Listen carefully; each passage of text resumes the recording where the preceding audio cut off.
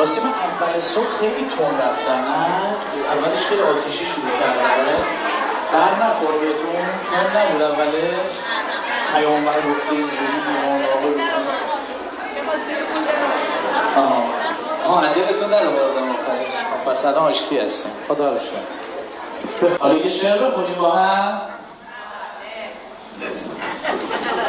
اصلا علائم حیاتی زیر صفر امروز. یعنی اینقدر از صبح علتطلوع تو این خیابونا تذکر لسانی دادید احتمالاً این قدم رو معروف کردین، اینقدر نیاز منکر کردین، دیگه اینجا رسیدین. حالی واسه‌تون میمونه؟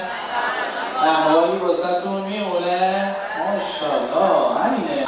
یه شعر با هم بخونیم، یه شعر عارفانه، عرفانی با هم بخونیم با محتوای امر معروفش که حالا توضیح میدم براتون. این شعر استعداد دارم همه همراهی کنن، همه با هم بخونن. به قدری سنگین و عرفانی میتونه باشه این شعر. این نکاتش براتون میگم که بعضی رو هم شاید اینجا قالب تویی کنن.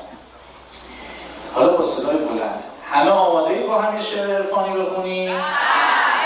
ببینیم و تعریف کنیم. خب اون شعر عرفانی و سنگین که میخوام بخونم همتون هم حفظید و مصرع‌های فردش رو من میگم، مصرع‌های زوجش رو شما میگید.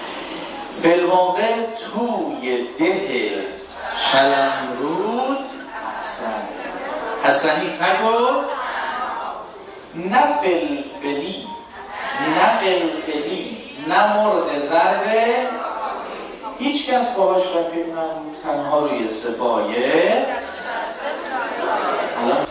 حسنی باباش میگفت اینجا نکته است، یه تحمل.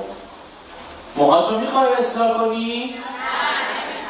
سرتو میخوای شونه کنی، دستتو میخوای بشوری، میای بریم همون؟ نه نمیام. هرچی باباش میگفت گوش نمیداد، رفت بیرون، فراری شد. نه گوسفنده و خره و گاوه و اینه و هیچ کی باهاش رفیق نبود. حتی فی‌الواقع کره الاغ کد خدا هم که مشغول چه کاری بود؟ لطمه میفرمود در کوچه‌ها. اصلا گفت به من سواری میدونن که نمیدم، من تمیزم، پیش همه عزیزم، تو چی؟ موی بلند، روی سیاه، ناخن دراز. فی‌الواقع واه و واه.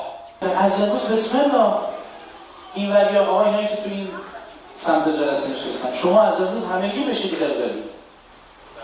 شما از امروز همگی بشید فلفلی. خوشحال نشید دور از جا بد میگم، نداره، منم میشم ملاقات کرد خدا.